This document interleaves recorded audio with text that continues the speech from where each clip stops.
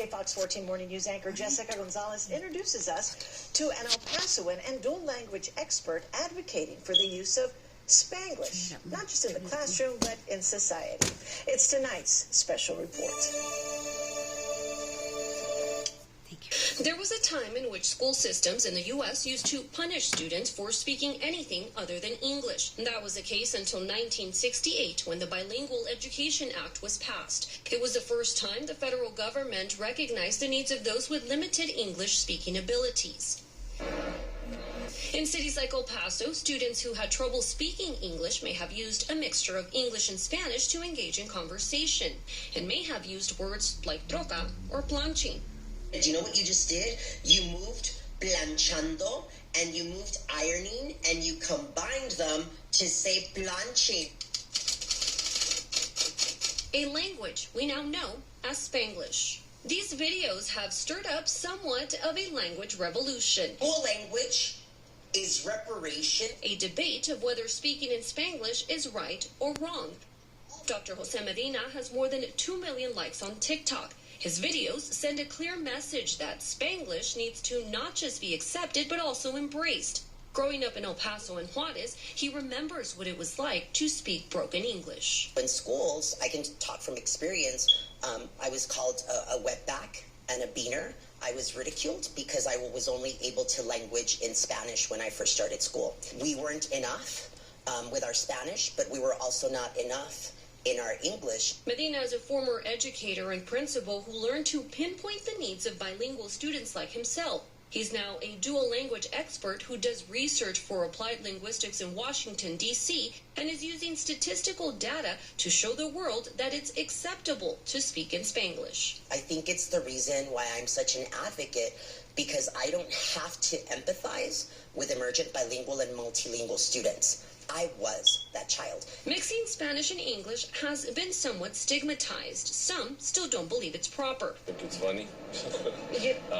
It's not correct. I'd rather speak English first than just Spanish as second language.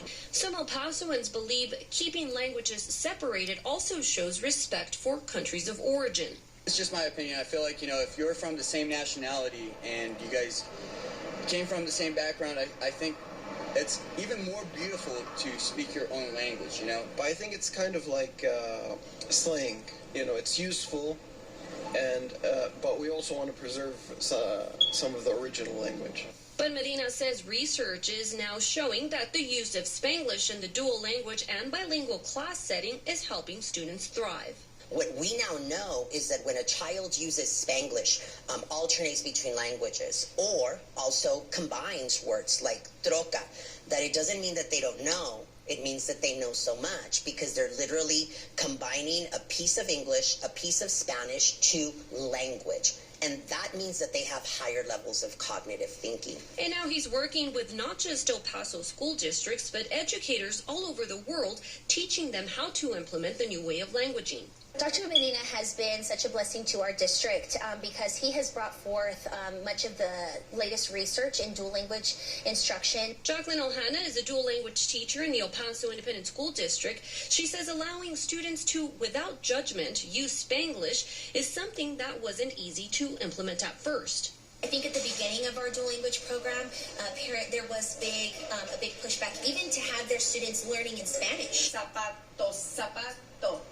But once students began to excel, parents accepted it as part of the curriculum. We've seen a higher number of students who have excelled in their state testing as well as in their academics. The parents aren't really intimidated or see it as Spanglish. They kind of just see this as part of the learning process. Medina says he feels the reason why his pro-Spanglish videos are doing so well online is because no one has advocated for it this loudly. He says the form of linguistic oppression that was happening in the 1990s is finally fading away. What is your hope? What is your vision for Spanglish?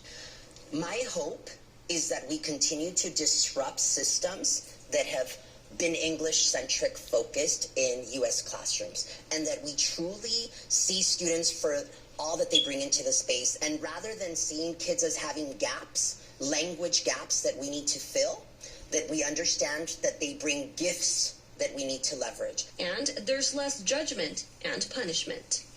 Why do I speak Spanglish? Pues porque puedo. Por eso. Jessica Gonzalez, KFOX 14 News at 9. Simon. We polled people on Twitter to see if they agree or disagree with speaking in Spanglish. And you can still vote and see those results in the story on kfoxtv.com. You'll find this in the special assignment tab. All right. Think it's funny? Tomorrow we have an even better chance Think for it's rain funny? than we have in the last couple of days.